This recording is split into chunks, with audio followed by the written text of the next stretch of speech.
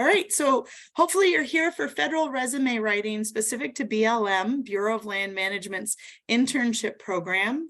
There are 3 of us from BLM on the presentation today. It should last about an hour with additional time for questions. So if you have specific questions, we look forward to that. I'm going to introduce myself, then I'm going to turn it over to my colleagues to introduce themselves, and Kyle will go last and give a little bit of a description of the functionality on Zoom. Most of you are probably familiar with it, but in case you're not, we'll describe how we're doing it today. So I'm Amanda Roberts, and I work as the district manager for the Prineville District BLM. One of the things I did long before this was I was a training and employee development specialist, which is where I learned my passion for teaching federal resume writing. Our goal is to get highly talented people recruited into the pipeline to federal service. And that's you. You're interested. We want to help you with the how.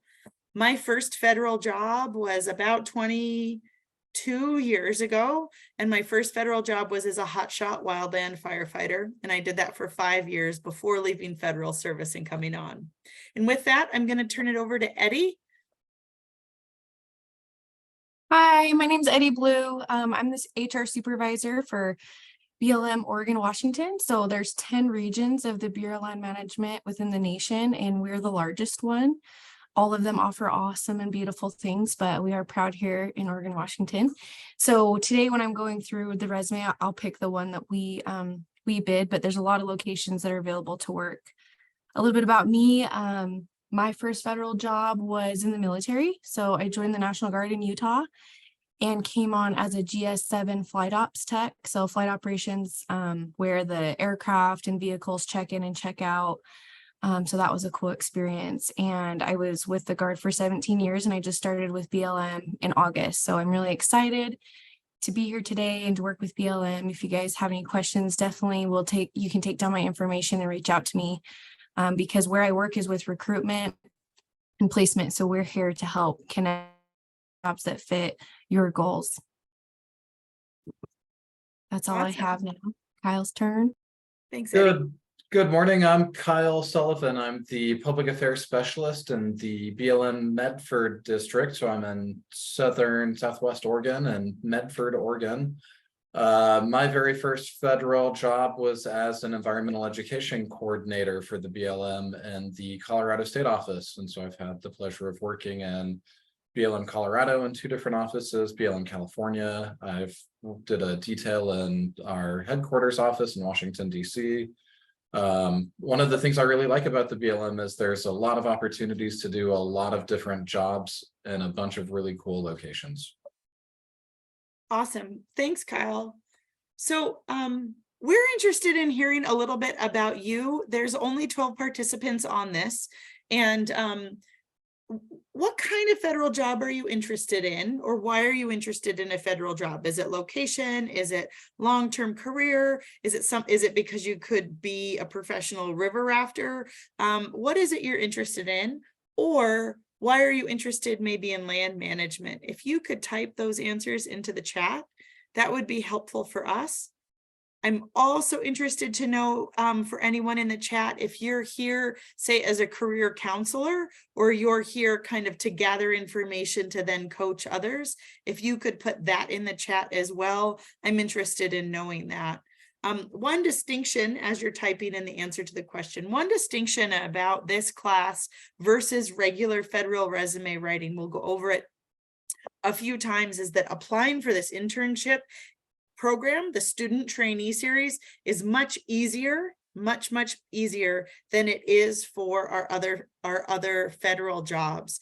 And I'm mostly going to focus on this internship with Eddie today and the application process for this internship program. If you're really interested in other federal jobs outside of the student trainee, please let me know in the chat. We can follow up when that specific training is going to be a little bit more relevant to you. So Kyle, have we gotten some answers in the chat? Oh, unmute. Yeah, we just got our first one, and Michael Davis would like to be a national park ranger and get experience in the field. Awesome. And Anyone then else? I should mention we have a lot of different ways we're planning on engaging you today through Zoom. We have the chat, we have the Q&A box. At some point, Amanda might ask for people to raise their hand, and we can hand you a microphone and talk to you that way. Over in the Q&A box, Brennan said, my passion in life is geography and geology. My dream job is in public sector natural disaster planning and mitigation or environmental protection. So Brennan, I'm hearing a future for you potentially with an incident management team, or as a GIS specialist, or a cartographer, or maybe environmental planner. Awesome. So as more of those come in, it helps us tailor the next 45 minutes of this program to make sure you're getting out of this what you need. Really appreciate you being here. So by the end of this hour, you'll be able to understand the benefits of the intern program or the student trainee program, show how to describe how you meet the minimum qualifications. And this is the main thing about the student trainee program. Your education allows you to qualify. That's really unique, and your education alone allows you to qualify. That's unique. And so we're going to focus on that a little bit. We want you to understand USAjobs, which is the format for how you apply for the jobs, and the application flow process. Eddie's going to run through the whole process toward the end of this for us, and we'll go through that whole process. So raise your hand or give me a thumbs up if you know what the BLM is and what we do. I'm really hopeful that Eddie and Kyle are raising their hands. I see one thumbs up. I imagine that there's a couple here. We are probably one of the least known of the federal land management agencies. We manage more than 1/10 of the nation's surface, right? Public lands. So it's everything you see on this map in yellow. They're owned by all Americans, right? Because we're a public land management agency. And our mission is to sustain the health, diversity, and productivity of these lands for the use and enjoyment for current and future generations, right? So with that, we do a little bit of everything. We do mining, we do mineral extraction and geology. We have wild and scenic rivers that we manage for people to raft. We manage huge recreation programs. We have a lands and realty program for folks who, anyone who needs a right-of-way across BLM. We have large grazing programs, huge timber programs, right? So there's a lot of diversity in BLM jobs. What the brown that you see is, that is BLM manages the subsurface, the mineral rights below the surface. So that's the brown that you see. So BLM administers those subsurface minerals.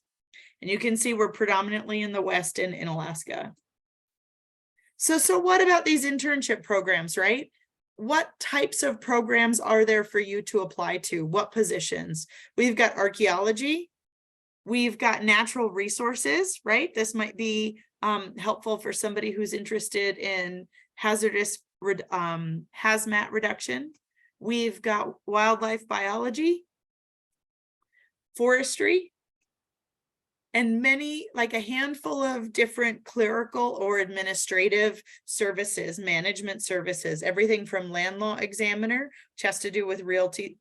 We have budget officers, we have contracting interns, we have public affairs interns as well.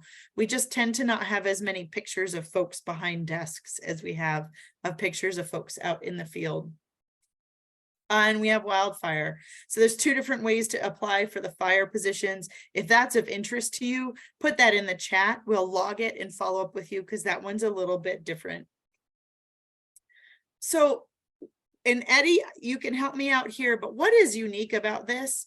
So oftentimes the competition when applying for a federal job is steep. And it's a really hard process to navigate. It takes a long time to apply for a federal position, and sometimes a long time to hear back. Once you're hired and you go through a probationary period, the nice thing is typically those jobs are relatively secure for a long time. There are different types of jobs. There's seasonal, there's permanent, there's term. We have a few different words for them. But what the BLM student trainee position does is it allows you to use only your education, right? Whether it's high school, college, or some combination of the two, it allows you to use only your education to qualify. And then it allows a conversion to a permanent position. And then we have opportunities across the whole country. We want you all to apply here in Oregon, Washington, but we have opportunities across the whole country. Eddie, do you have anything to add about how the student trainee program is different? I think you covered it. The only thing I would also add is because of all the hiring authorities that we have in the federal government across the board, so veterans preference, current competitive employee, it can be hard to get your foot in the door. And so this is a very unique way to build your resume, to be able to down the road, the further you get in your career, kind of the more competitive it gets. So you basically covered that, but just so they know, so you all know, there's a lot of different hiring authorities. The federal government is required by law to for first pick. So if you're ever applying for federal jobs, just don't get discouraged. I myself applied for 100, literally 97 jobs for a year before I got this position I'm in. So it's competitive, but worth it. And so, yeah, I just don't want you to be discouraged if you try 196 times and don't succeed, because 97 will work out. Or 99, whatever it takes. Thanks for that, Eddie. And I think part of that is this process is meant to make that easier. This process is meant to help you get your foot in the door early. And so that you're not having to apply 100 times. We're hoping you're going to get a job the first or second time, right? So thanks for that, Eddie. So typically, and Eddie just sort of mentioned this, typically we have a lot of really specific qualification requirements. Now, this is an example of what's required for a BLM, typically, not in the intern program or the student training program, but typically an example of 1 year of specialized experience to qualify at the GS7. So GS7 is a pay grade. If you read this, it's serving on an interdisciplinary team in land management or a conservation agency, planning an annual work plan, identifying inventories of threatened and endangered plant or animal species. Experience, I'm jumping to the next sentence, experience assisting on forest inventories or forest management projects. So it starts to narrow down the experience of the applicant pool, right? So this is a typical of a federal hiring. For the student trainee program, this is what you need. And so it's really your level of education. So if you're coming in with a high school diploma, you'll qualify or likely qualify at the GS1. If you have completion of that, GS2.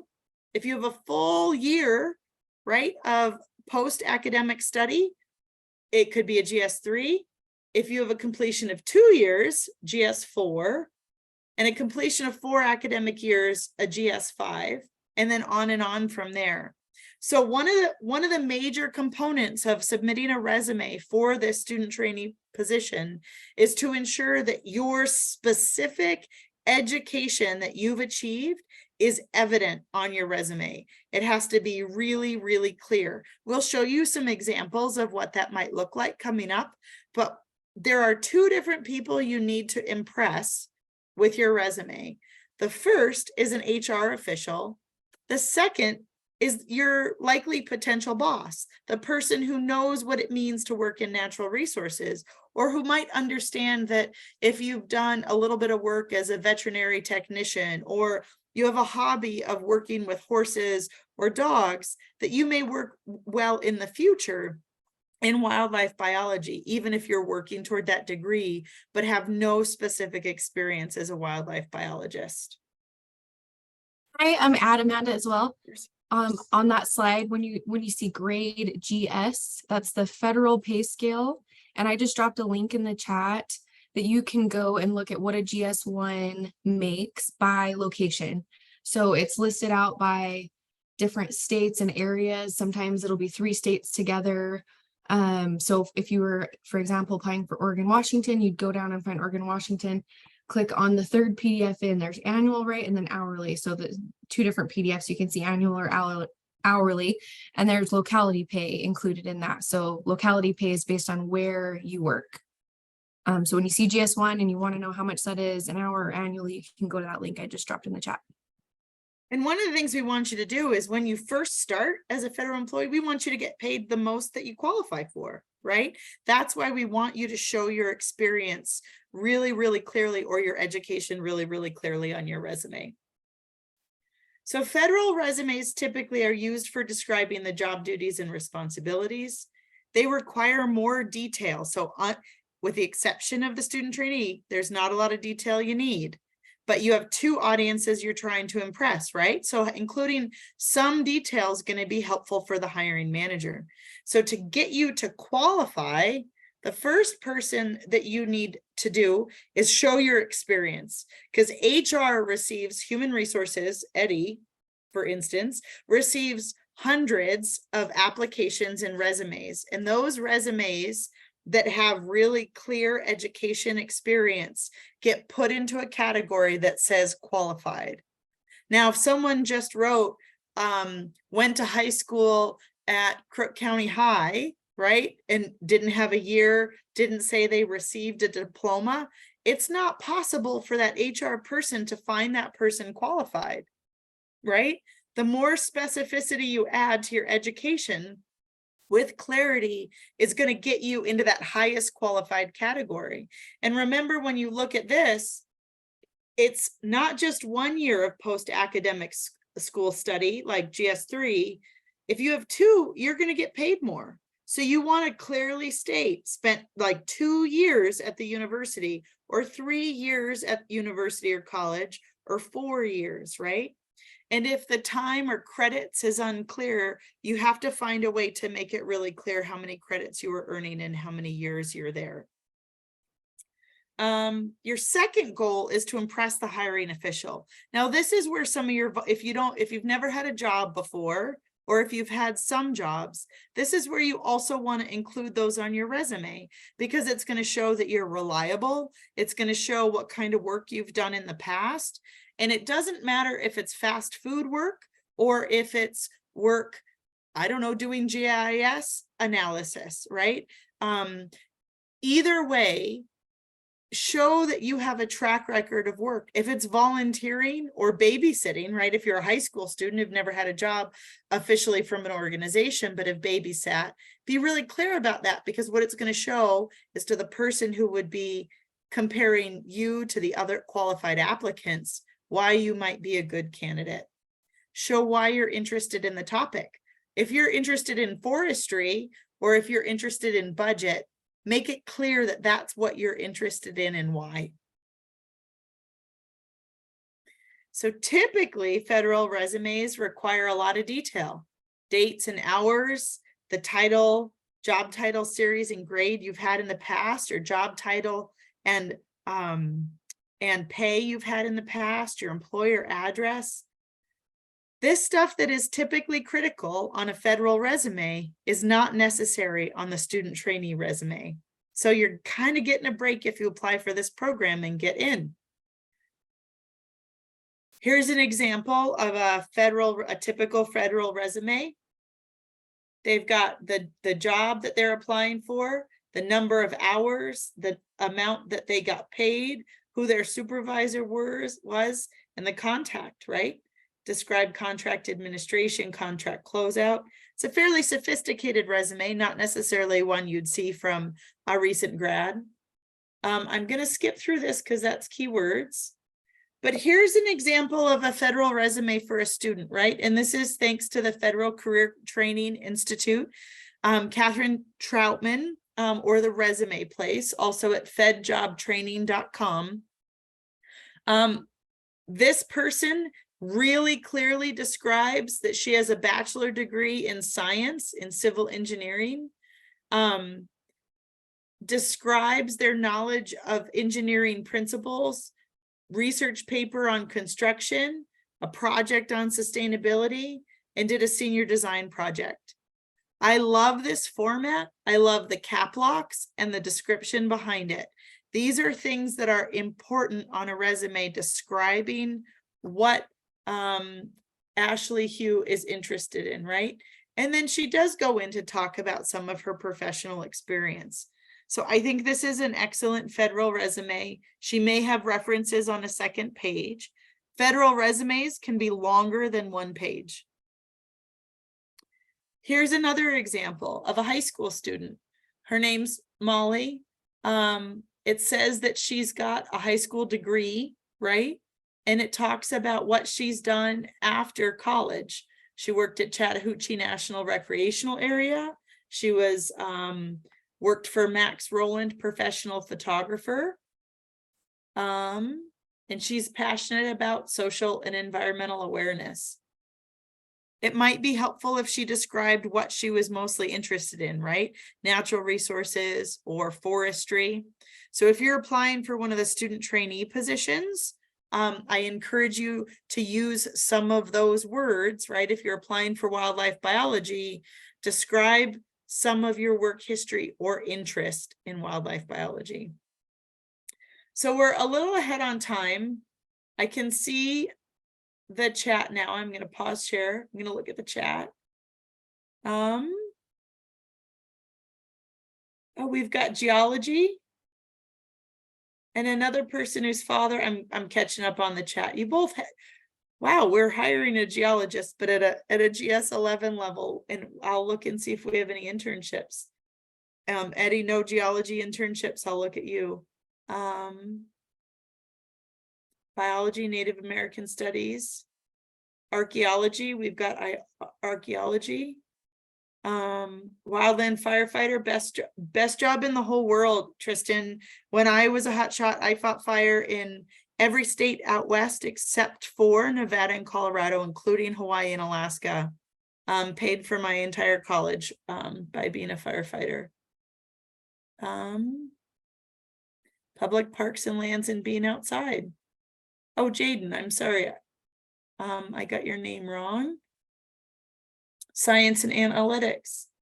So one of the things that's really interesting about having a federal resume is we want your interests to show through, right? And so if you have, maybe you've never worked in the field of geology, but you're doing some studying and some coursework in geology, right? Can you describe your hobby there? Can you describe some of the work that you've done? For instance, Molly Jackson on this resume describes like academics and leadership. She's done people-to-people international. In this section, you don't just have to do awards and honors. You can also do like special hobbies include, or if you're applying for a wildland fire position, you could describe that you are interested in fitness and hiking and being outside, right? The more that you can describe, the better.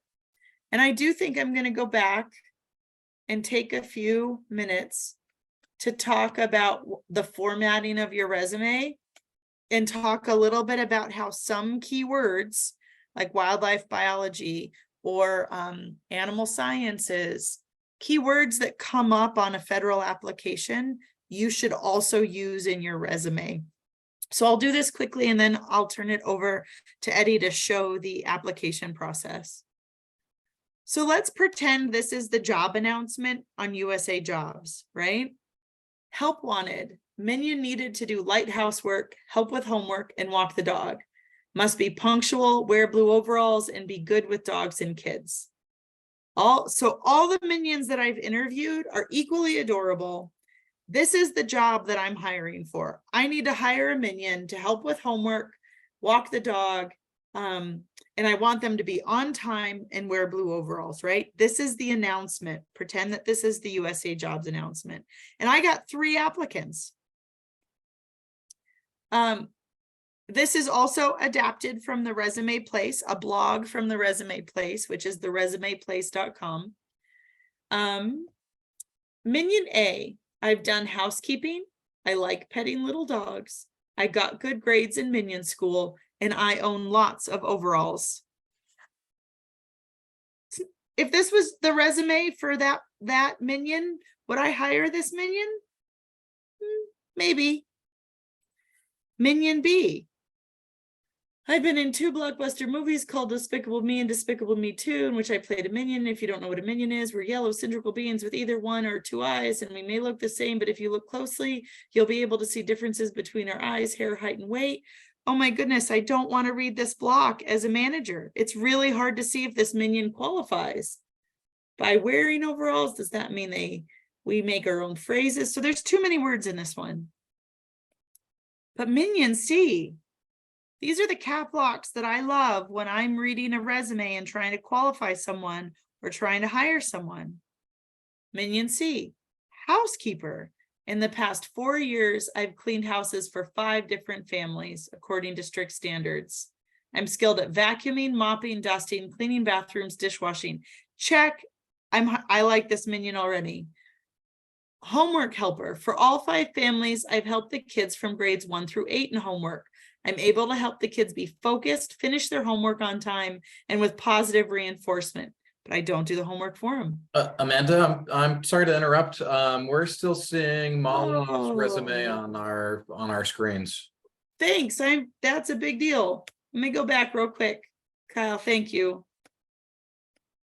All right, this was the job announcement I wanted to describe. I think we went through it, right? You want to look for the keywords in that job announcement. This was minion A. Few bullets. It's okay. Minion B. I don't really want to read this, but maybe this person or this minion, I can qualify them. And minion C, look at that. It's really clearly described, right? How they've helped with housekeeping, homework helper, dog walker, timeliness, and appropriate attire. They addressed each of the things I wanted to see on a resume. And the reason that they knew that was because they were all in that original announcement.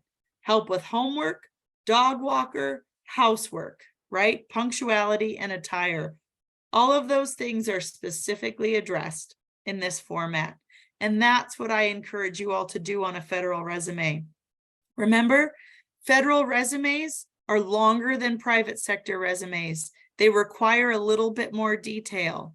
And when you put that detail in an organized way, you'll be found qualified and passed along.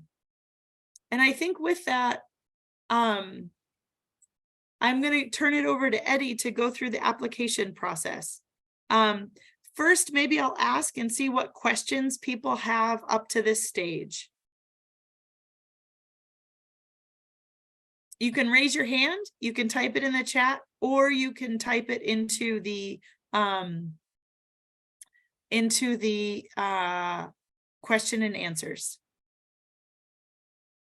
Any questions so far?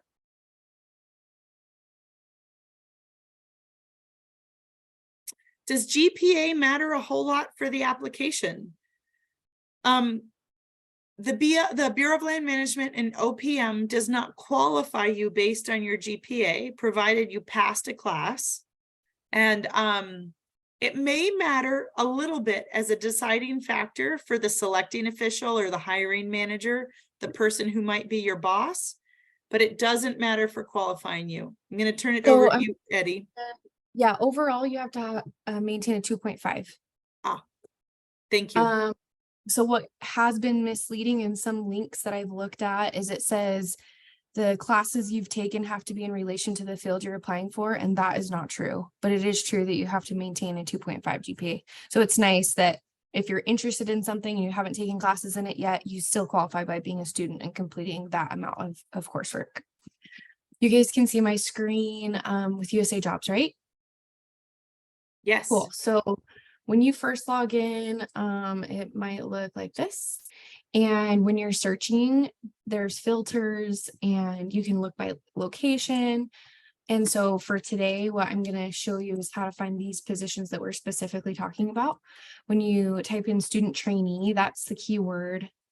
So when you work for the federal government, you get placed in what's called a PD. It's a position description. So everyone is assigned, hi, welcome, thanks for working for us. This document lays out the expectations of the duties of your position.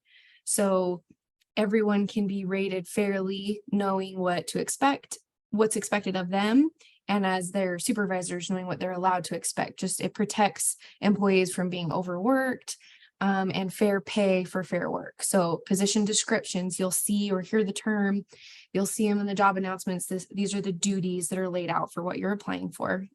And it's also how pay gets determined. So you'll see for higher rated jobs, higher paying jobs, the duty list might be bigger or spread more impact, have more impact. When I type in student trainee and I hit search, I'm coming up with a bunch of stuff and a bunch of different agencies. So first, what you see is the title of the position description usually, but there might be a few extra things depending on the agency rules, what they add, but then the agency you're applying to work for right here. So the Department of the Navy, and then the dates it's open and closed, the amount of pay, and then you'll scroll through here and see what your options are. Now, be aware that if you see a close date on a job, it doesn't always mean that that's the case. They will put, hey, this is limited to only 50 applicants or 100 applicants, and so it'll close before that end date.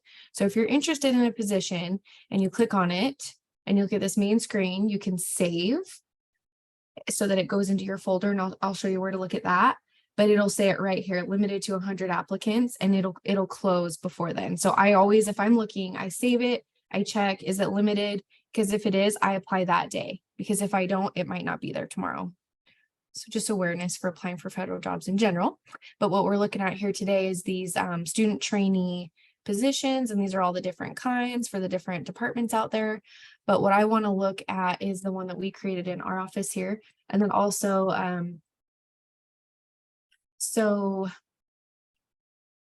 want to show you really quick on the filter. So over here, top filters, you can check what applies to you if you just want to see what's open to the public.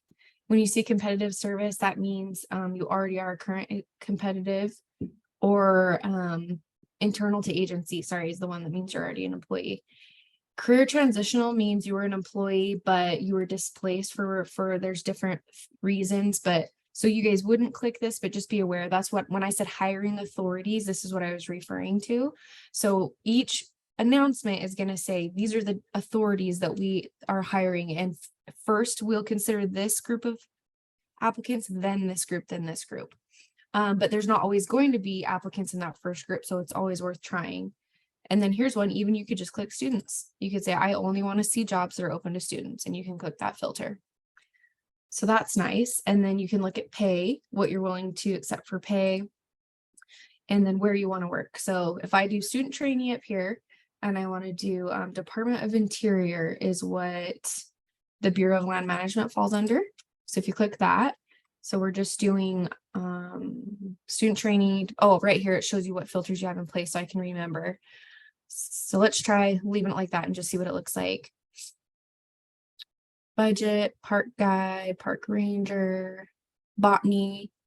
So more than just this initiative that we're a part of is like a batch, but there's more than just the batch that we're specifically discussing today. So looks like there might be some more on the science that I originally, when you said that, I was thinking, oh, I don't know what would apply. Here's one right here. So that's awesome. And I'm just searching here. All right. So I don't want to keep searching for the one that I know I want to apply for. Well, here it is, but I just want to show you guys. I came across it earlier and I knew I liked it. So I put the star by it so I can go to my page. And when you first register, it was really quick and easy and was done within 5 minutes. So that was easy. Save jobs right here. So I saved this job because I want to apply, and then any jobs I had applied for would be listed here. And luckily you guys don't have to see my old account because that was not pretty. Okay, so then here it'll show you if you completed it. So it's nice to go back in here. It'll show an application. It'll say application accepted. But right now it's just in my save. So I'm going to pull it up and I can see here, these are the locations that are currently listed as options. And I want to make you aware that doesn't mean it's only limited to those. Location negotiable after selection. There might be other cities that say, hey, we want to hire off of this announcement. So if a city you want to work for isn't on here and you're very interested in the position, I would throw my name in the hat because I already know of 3 cities so far that have reached out after this announcement saying, hey, can we get a hold of that cert? It's a certificate that shows here's all of the qualified applicants. Here's their phone number, call them, recruit. Okay, so I'm gonna click, I can click apply or view full announcement. Before I click apply, I want to look through this job announcement. What am I applying for? What documentation do I need? It's all listed here. So this is the position, this is who it's working for, open close date, salary, pay scale. So this one specifically is 3 through 7. Through the questionnaire, you'll say, I am qualified for the 3, 4, 5, 6, or 7.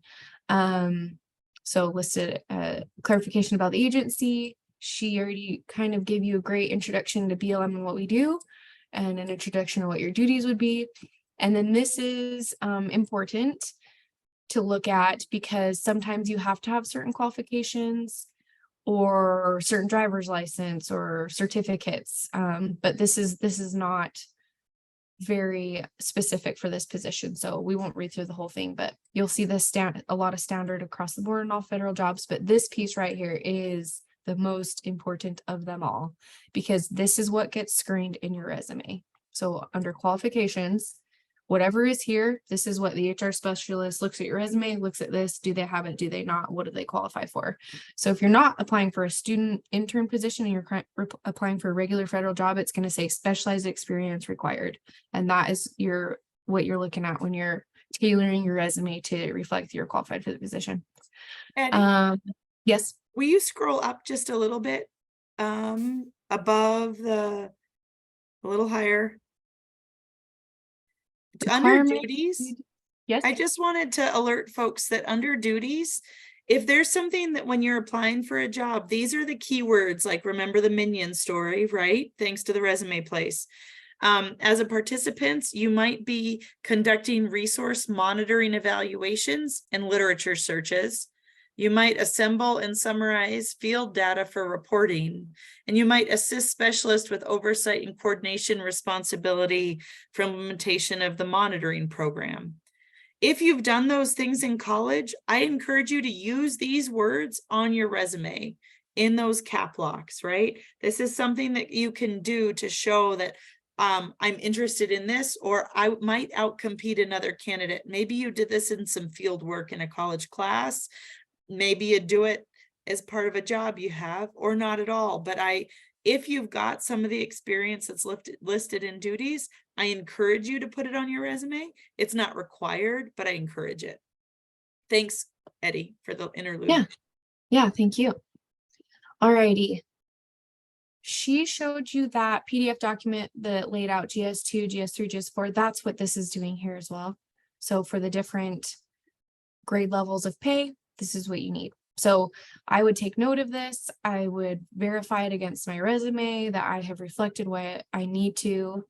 And then if you keep going down, this explains how we review your resume, and by how you answer the questions and by how we rate you, you come out as either qualified, well qualified, or highly qualified. And that just puts you in a batch. So say we had 200 applicants and we just can't interview that many and they were all qualified. Well, then we're only going to pull the 20 that came out highly qualified, because otherwise, by the time we made a selection, you would have already moved on to another job for time management sake. So I would read this from top to bottom when you're applying for a position. If you had veterans preference, this is what you would include, and then point of contact at the very bottom for this position. And that's a bummer. It doesn't list my phone number, but we can work on that. But there's my email, and you'll see that for any of the federal jobs you apply for, there'll be a point of contact at the bottom. All right, so I'm going to apply. Does anyone have any questions so far? There was a question that came through the chat. Is housing provided if the position is not near your home? You would request that through the hiring manager. The only ones I've heard about that so far is the firefighting ones, because they have an extra program that helps with housing, but I don't know that much about it. You can definitely reach out and ask your hiring manager for that specific job, that specific area. Jaden, it's a super good question. In most cases, the BLM is really limited housing.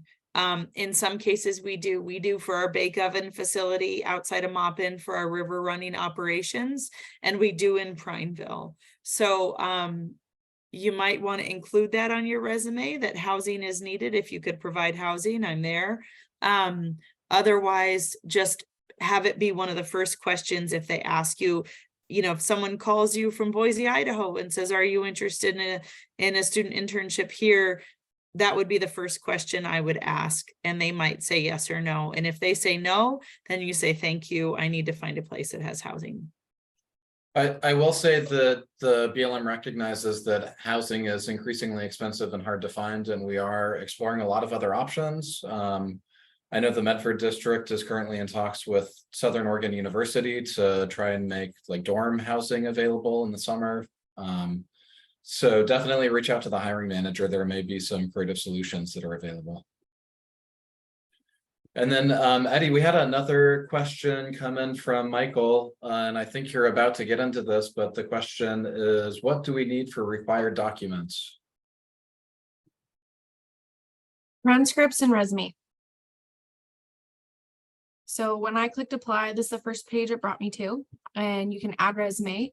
You can build one within the system, and it walks you through exactly every piece of information that you need for a regular federal job. So like she said, with regular federal positions, you have to list the dates in which you worked, the hours that you worked, because they have to know if they're giving you part-time credit or full-time credit, and your supervisor. So building a resume is very wise, but for this position where it's only education, uploading one is the way I would go. And then when you get applying for multiple positions, I would you would name your resumes. This is my one that's more this area, this is my one more that area. But for this one, I'm going to say Eddie Test, because I don't want people to think this is a real application that I'm rating and gonna hire myself for. So I just saved a document on my desktop for purposes of this, running through this. So you can do a Word document, and that works. Complete upload, and then it'll save it in here for you with a date so that it's quicker the next time if you're running through applications. I'll hit save and continue. I'm gonna zoom out a little bit. I don't know if that's good or bad. And then any other additional documents. So if you wanted to reflect that you had veterans preference or anything like that, but for this position, you would need to attach your transcripts that show how much education you've completed. I'm just grabbing something off my desktop that's pretend, but you would want to attach your official transcripts. And then you could say what the document is that you're attaching. So you can select transcript, complete upload, and then save and continue. So here it's reviewing your package. I've attached my resume. I acknowledge that this is honest and true. And do you want to answer demographic questions? You can say I do not want to, or you can say this is my story here. Disability is also a hiring authority that's utilized in the federal government. And so we are not, it's very important. We receive classes on it, and we have people whose specific job is to ensure that we have fairness across the board. And in fact, we try to help people with disabilities and give them the opportunity to apply. So I don't have any of these. Save and continue. How did you find this position? I heard about the intern program through a recruitment event. Cool. Save and continue. And then I'm going to continue now to the questionnaire. I've uploaded my documents and completed my demographics. So it's just continuing to the agency site. So what this means is if you were applying for other positions, they might use it like a third-party system that's not USAjobs.gov. You might get routed over to something called Monster, or there's like 2 or 3 other ones. But right now, when I click continue to agency site, we utilize USA Jobs through the whole thing. But if it wasn't, it would transfer over your documents, and so that you could apply to them. So I'm going to make up a birthday. I'm going to make up a social here. And this is, you want to have your accurate information in here because this is how you'll be reached out to. Now, some hiring managers look at your resume, so make sure the information on your resume is correct as well. But this is how you'll get reached out to get an interview. Okay, this is asked on most positions because by law, we have to give preference to veterans. And so I'll say, yes, I do, or no, I don't. And then this one is for the internship. Do you meet the following eligibilities? You must be a student. Enrollment is with a qualifying educational institution, so it can't be a non-credentialed school. You have to be in good academic standing, 2.5 grade average. There's that.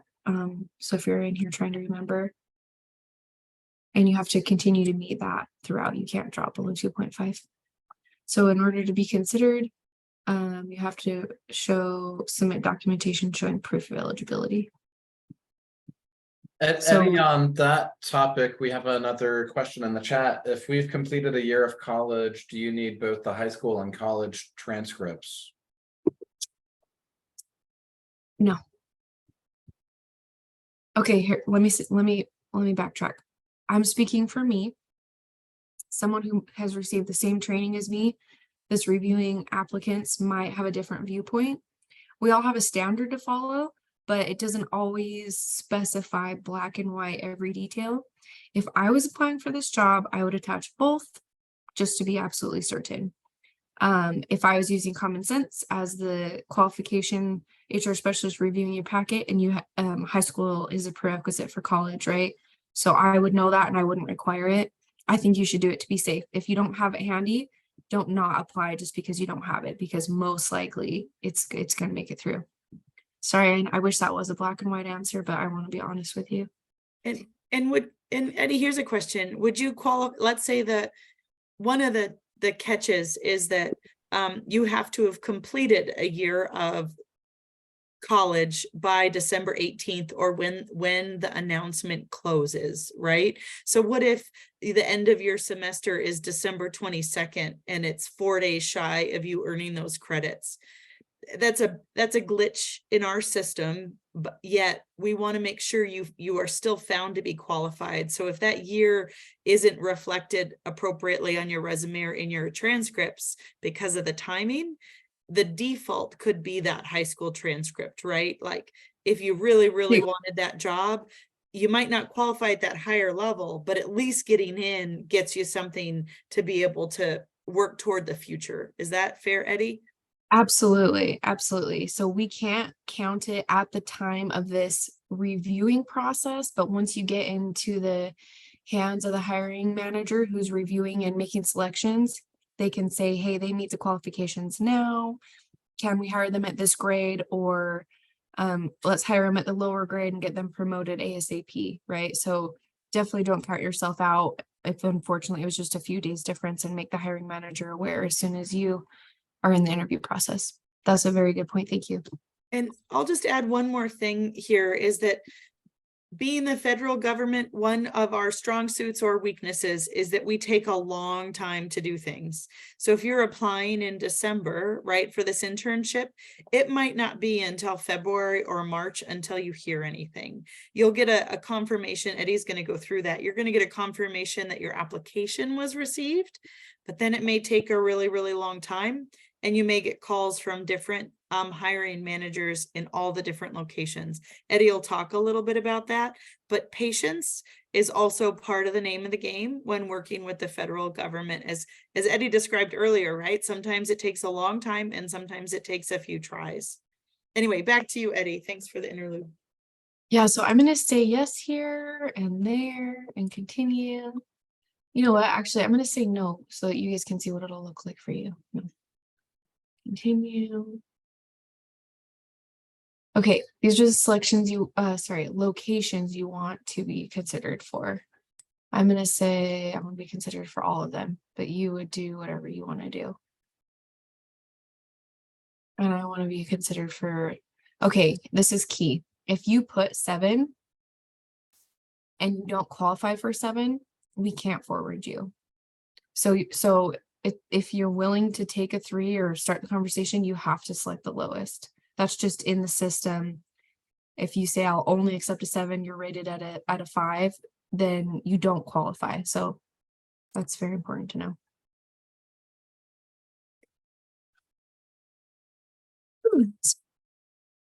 Okay, I'm currently a student. Yes, I meet this criteria, and I have completed at least 1 year I have completed 2 and I have not completed 4. I do not meet the requirements of a 7 because I don't have a degree yet. I acknowledge that to receive consideration for this position, I must be able to physically report to the duty location I'm selecting. Yes, I can. And then this is, I certify to my best belief that I've been honest in all my answers and my resume. Yes. And then this is the last part. So it's really not too tricky. So now proof of enrollment or resume, or sorry, why isn't my transcripts there? What happened? Okay, this is a good example. So for resume, I matched up. These are the things required, right? For some reason, even though I put in my transcripts, it didn't like me. So I'm gonna click upload here. Are you missing anything? Document name, transcripts. Transcripts, choose file.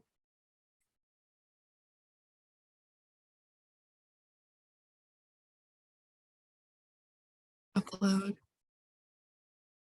Now, when I drop this down, they're there.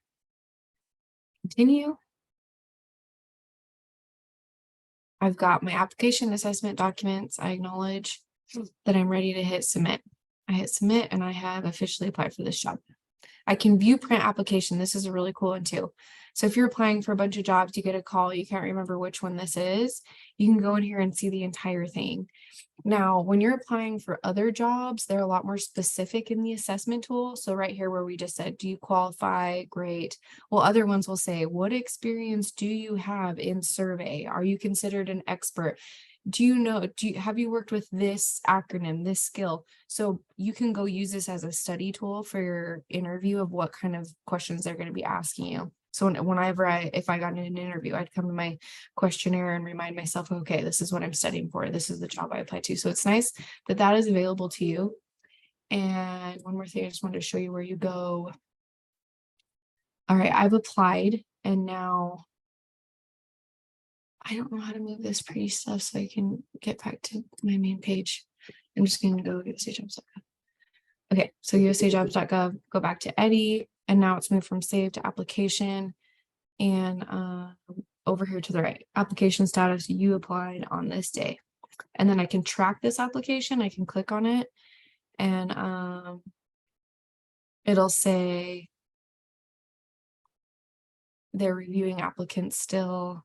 Oh, okay. So now once it's been submitted and the date closes and the HR specialist reviews all the applications, so this is where you'll get the email notifications are also aligned here. So you can go back and track. So you'll get an email notification that your application was completed.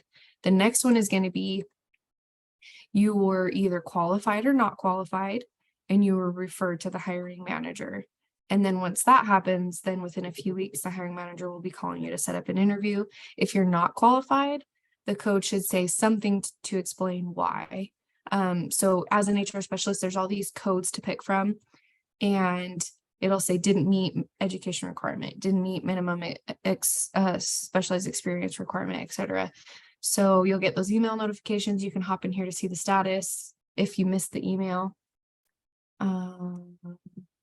She mentioned the timeline. It can be very discouraging, the amount of time that it takes, but just for your, awareness, we're talking one employee to maybe 400 positions, right? Depending on the agency and what they're doing, and they're building applications, reviewing every applicant that applies. So it's all in the time it was received. And some agencies are short-manned, just like you can be not have enough personnel in all areas. The same thing.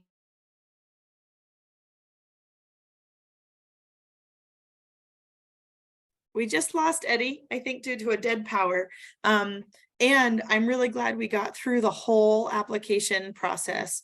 What questions do you have? Eddie was going through the timeline after you submit.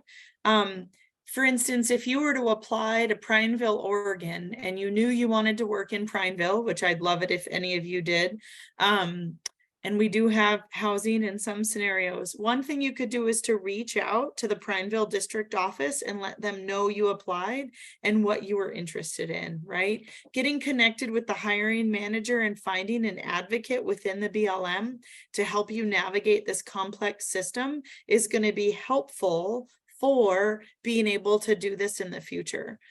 When you registered for this webinar, we got your email address, and we hope to send out a list of resources for that. And so hope to help you with that. And I'm just getting some notes for from Eddie. I think she's worried that she just jumped off. So what last questions do you all have that we could help you through this process?